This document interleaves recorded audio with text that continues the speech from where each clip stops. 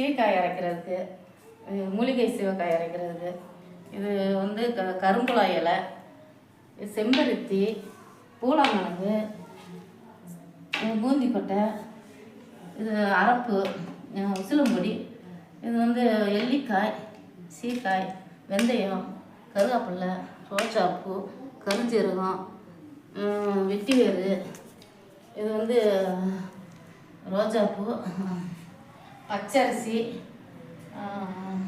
எலுமிச்சைப்பழம், வேப்பிலை, கரிசலாங்கண்ணி, பொன்னாங்கண்ணி, கரிசலாங்கண்ணி, இது வந்து முருங்கை, வந்து ஆவாரம்பூ, கடாமஞ்சள், இது வந்து குப்பை மணி, இது வந்து தூதுவளை,